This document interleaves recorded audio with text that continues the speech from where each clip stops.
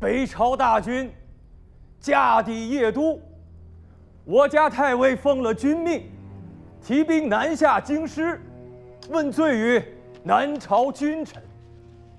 当此鼎革之际，令公为当朝首相，自当明晓时事，使罪人重贵，自去帝号，戴罪南衙，迎太尉大军入汴，以安黎庶。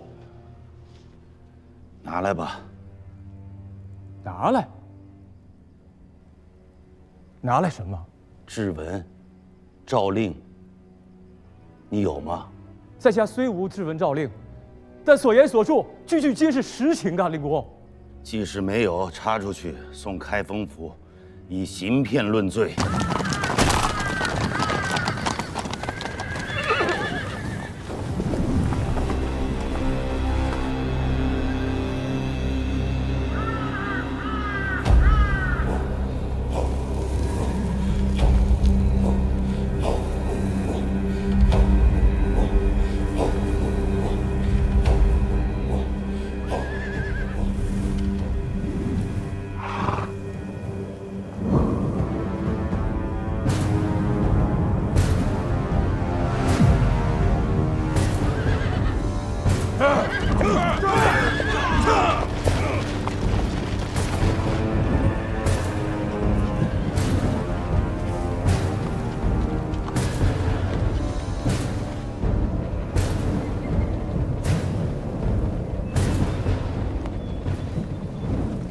魏国斥候已经出现在汴河之畔，大军压城，城外的流民都在朝城里涌进来。宣阳门监门上了闸子，请关城门。数万黎庶嗷嗷待哺，将他们关在城外，放任贼兵去残杀吗？这是打仗，兵者国之大事，死生之地，岂容得妇人之仁？相公带老夫去宣阳门处看看，民高，不肯为妇人之仁，看看这城门要做残民之贼吗？当官不当官？城坚可视，喏，民心亦不可弃。吾等世受国恩，当以死相守。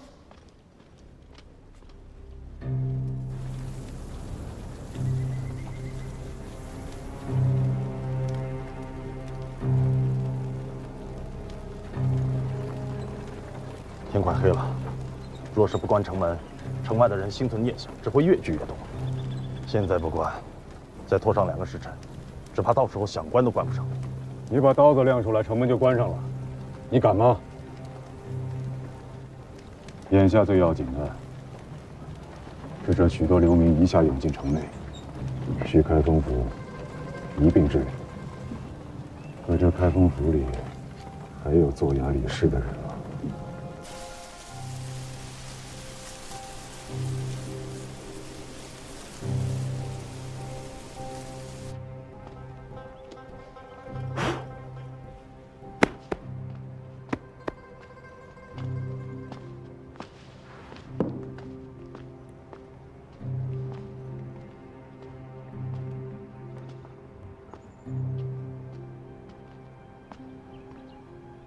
下官见过薛公。你认识我？下官不认得薛公，只是昨日中书下了札子，以薛公为开封府判官。如今城中大乱，蜀中左吏差役都早早各自逃回家去。这个时候能来到此处，却又身着公服，那肯定是薛公了。你叫什么名字？身居何职？下官吕应，幽州安次人，现任礼曹点检文字，梳理政变，整饬词讼。这开封府中还有其他人当值吗？回禀薛公，天清帝现在急，覆巢之下无完卵，谁人能不惧？谁人能不牺牲？谁人无家小老幼？就是说没有了，只有你一个。吕参军可有表字？蒙薛公垂询，下官表字于庆。于庆。于庆，积善之家必有余庆。好名字呀，可惜生在了这么个岁月里。余庆，自此刻起，你暂设开封府陆氏参军事。下官年资浅薄，恐官是用来做事，不做事便不为官。如今的开封府，自本官之下，以你的年资最长。是，下官谢过薛公。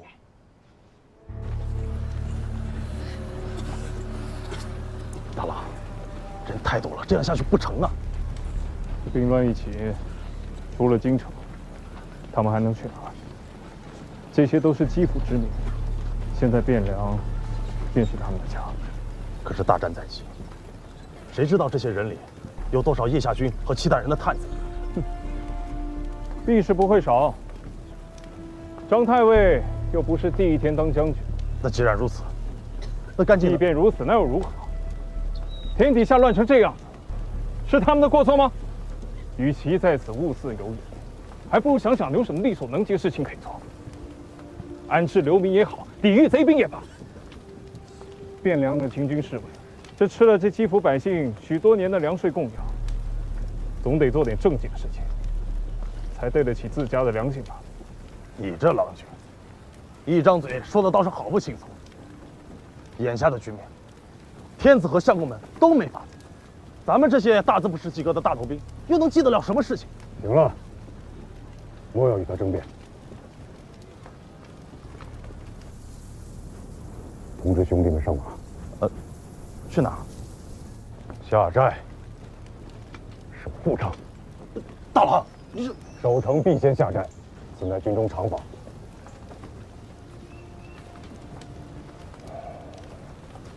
城外没有应援之军，城内看运兵力不过数千，而张太尉至少2万兵马，兵力悬殊。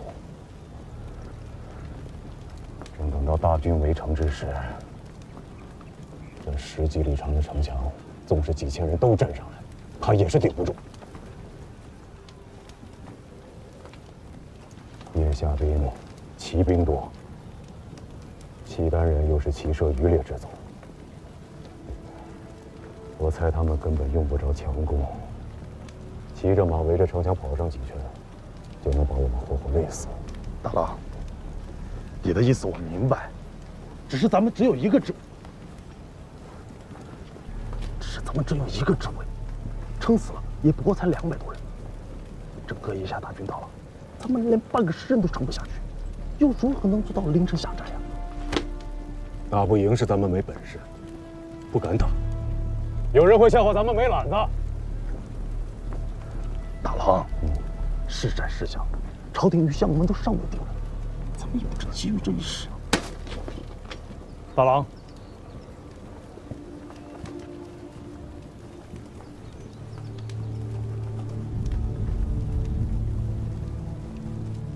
就冲你刚刚这句话，我这就去中书门下，去请冯令公的手札。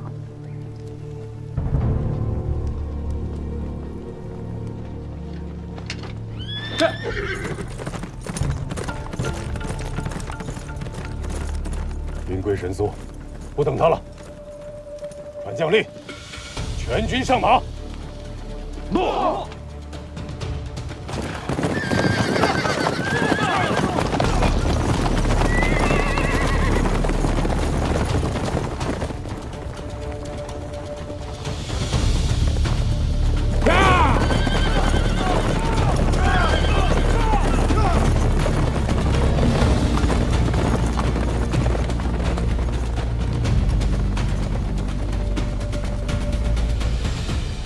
灵公，犬子莽撞孟浪，自作主张，皆因末将平日未能严加管教之故，请令公治罪。令公，贼众我寡，若不能出城下寨，内外呼应，成犄角之势，则京城不如不守。起来吧。谢令公。守城之要，在内有足食之粮，于外有可援之兵。如今京师的局面，哪里来的足食之粮？又何曾有可援之军呢？城中的公卿将相，谁家没有个300-500担粮草？带着兵一家家的抄过去，10余万担粮草总是能够凑得出来的。如今城中大约有17000-8千户人家，以一户每日耗粮10斤计，每日总共不过2000担。若再省着点用，足够支应2个月了。那2个月之后呢？太原令公可否愿意率众星夜南来，2个月之内解我京师之围呢？不能，不用2个月，1个月也不用。10日能守住吗？说实话。京师兵马，算上侍卫亲军和宽衣控河，不过也就5-6千，但真正能够上阵杀敌的，恐怕连半数都不到。正是如此，这些兵若是守在城墙上，还能勉强得用；如若城外野战，转眼之间便会跑散了。守在城墙上，能用？能用。军贵，依你之见，守城10日，需用多少兵？那要看杜令公给张太尉多少兵，也要看契丹到底派了多少公诏兵。但更重要的是，他们带来了多少粮草。他们能在城外找到多少人，便能有多少粮秣。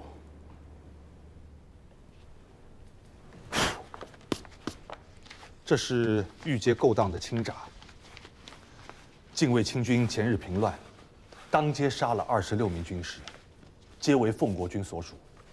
最高的是一个小使臣，要寻得苦主，发丧烧埋。库府钱粮还有多少？锁头被砸了，下官查验过了，1文钱，1匹绢皆无。禄米便更不必说了。正是，人心惶然，这个时候，谁还会顾得及朝廷的法度？朝廷法度既不得势，手里没有钱粮，便没有人肯出来做事。如此时局，原也无可奈何。即便是天塌下来，事情还是要做的。请薛公吩咐。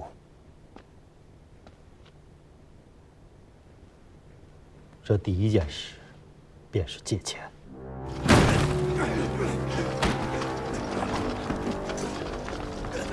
快些，再快些！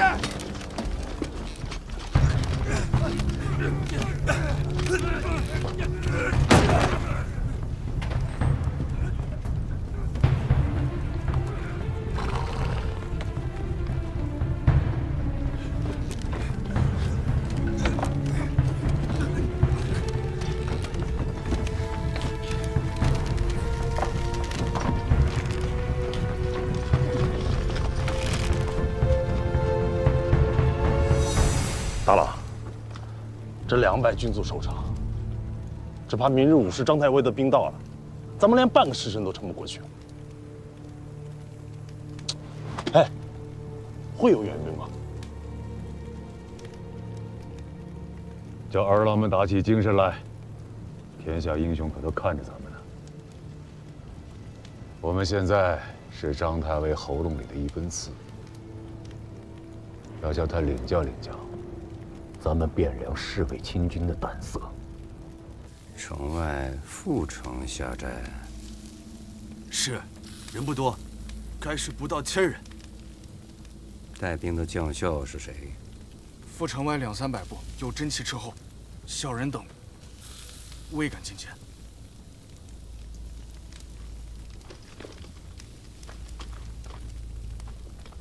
这汴梁城里还有敢带兵抵抗的汉子？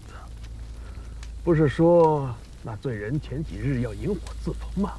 听说冯令公回朝了，也不知道是真是假。他回了京最好。弟兄们应该少费些气力，由他主持大局，这京城便可传习而定。令公，北朝大军驾抵邺都，我家太尉奉了君命，提兵南下京师，问罪于南朝君臣。当此鼎革之际，令公为当朝首相，自当明晓时事，使罪人重贵，自去帝号，戴罪南衙，迎太尉大军入汴，以安黎庶。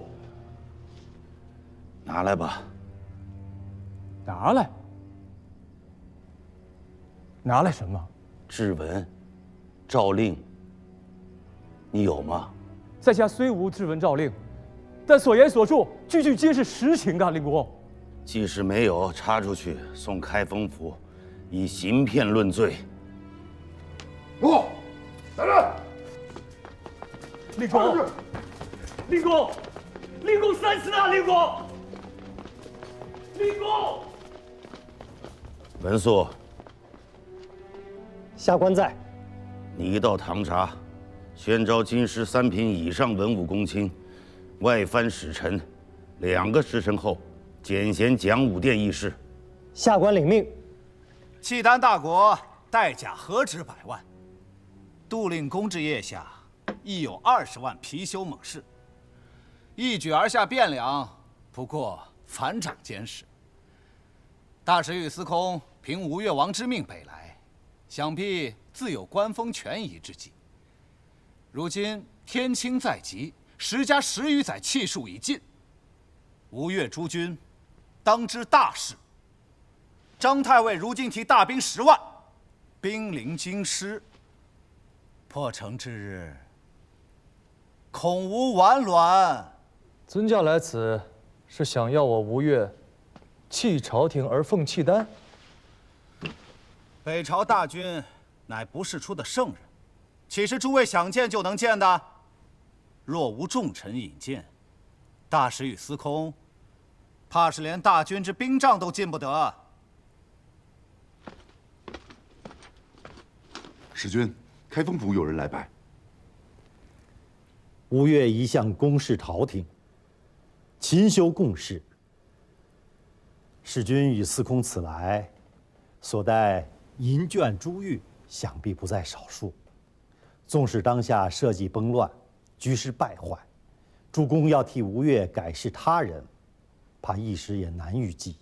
腋下的杜令公，未见得有天子气。契丹主雄踞北方，成为豪盛，可能否入主中原，亦未可知。张太尉昏聩贪比，一匹夫耳，更不堪论。主公所携礼敬，怕是一时送不出去了。既然如此，何不多少将携出来，以安抚京师黎庶？既然仓促寻不得中国之君，善事中国之民，也是正理呀。哪里来的无赖，竟敢如此无礼！哎，尊驾莫生气，莫生气。杜令公和契丹主，皆不足以臣之。那依君所见，当今圣主何在？司空何出此言？当今天子自驾坐在资德殿内，未尝有退却外善之志，天下何来他人圣主？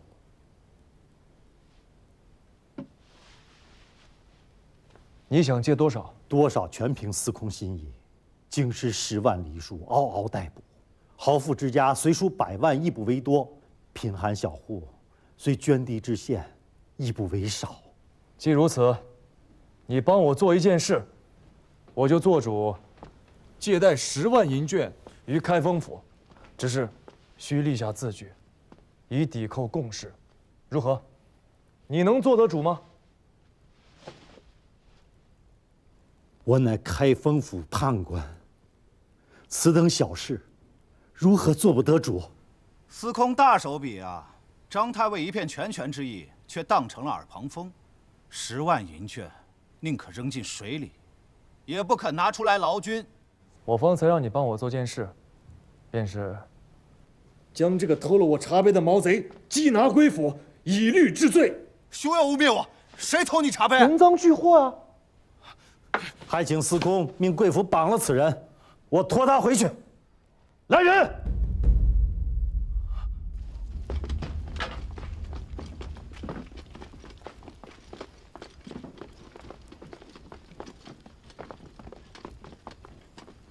是不是戒多了呀？戒都戒了，多少还重要吗？那是不该戒啊。何为该戒，何为不该戒？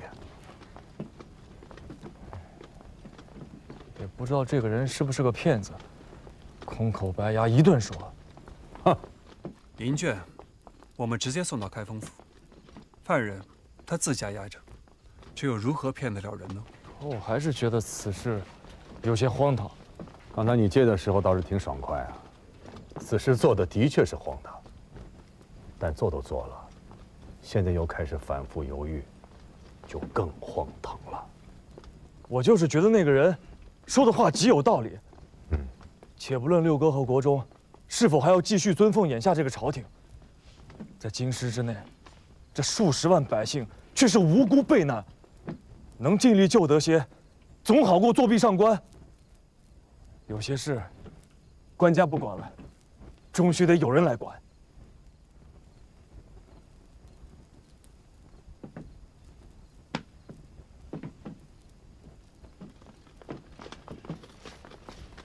使君、司空，中书遣人传书，说冯令公召集朝廷3品以上文武公卿于1个时辰之后，简贤讲武殿议事，外藩使臣也在其列。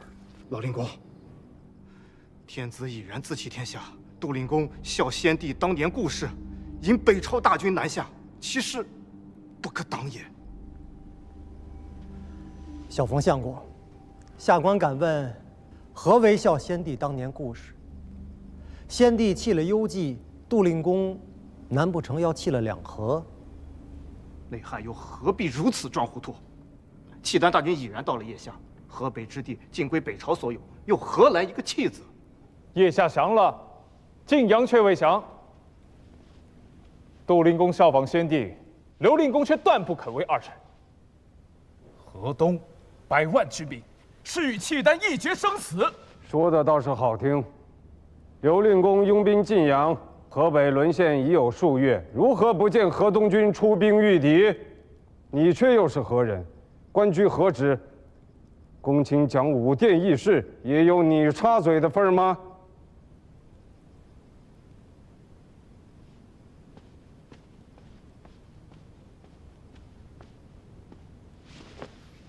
下官乃河东班悍马步军恐怖官郭荣。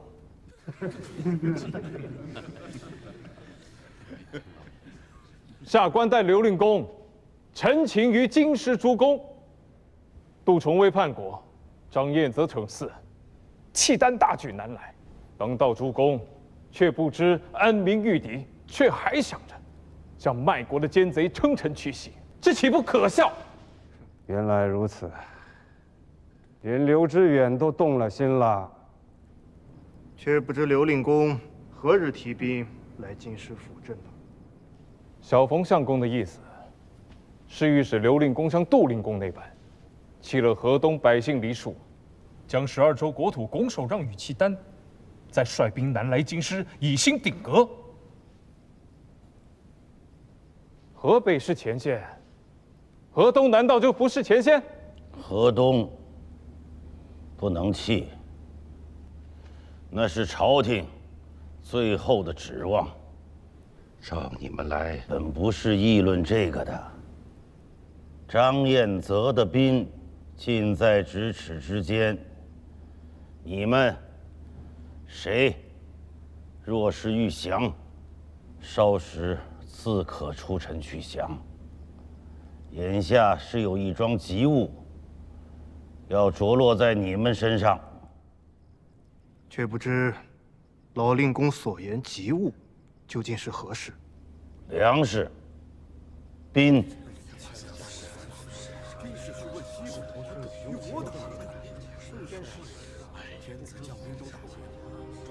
却又雄武耀眼，燕氏。是啊，秦贵，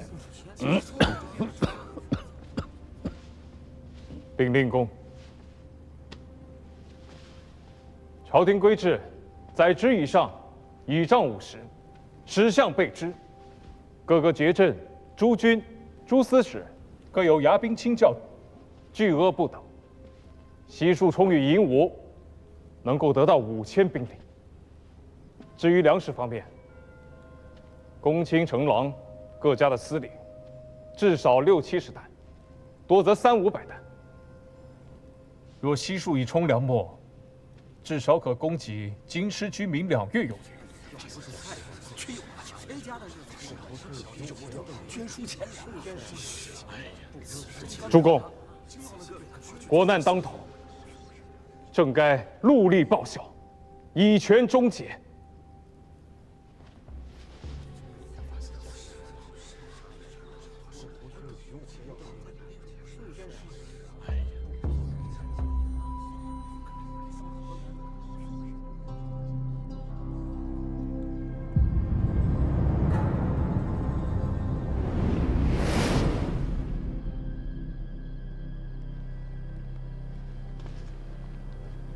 真的要动手吗？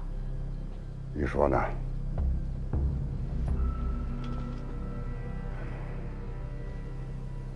大殿里，不是公卿，便是勋贵，平日里哪一个都惹不起。抛弃骨头不过5期10斤肉，扔在城外的贼军营中，尚不足贼众一顿军事。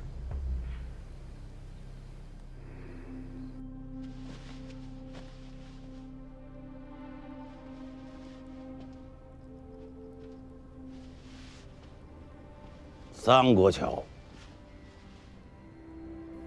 我家无兵，自罢相之后，仪仗也都撤了，只有10束家丁、380担存粮，还有12000贯匹钱绢，都与了令公便是。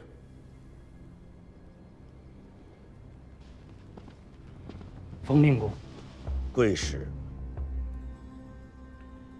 我朝与贵国本是敌国，于此危急存亡之时，老夫便不客气了。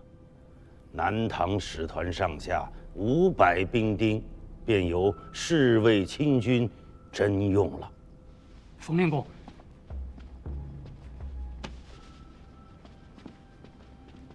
冯令公，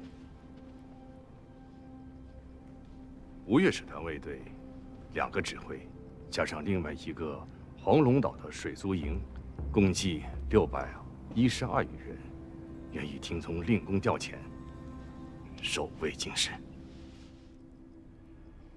远道而来修贡士，没有那许多的粮秣，原本朝贺朝廷征旦的那20万匹钱绢，明日即可，捐与令公，以充军事。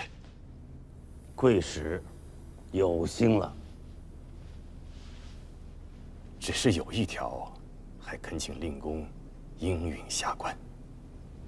你说，我吴越子弟乃是朝廷藩镇，守护京师，阵前奋死，当仁不让。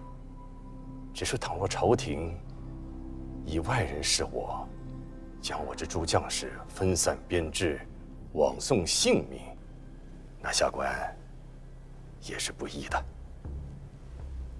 吴越之兵，只能守城，不能出城浪战。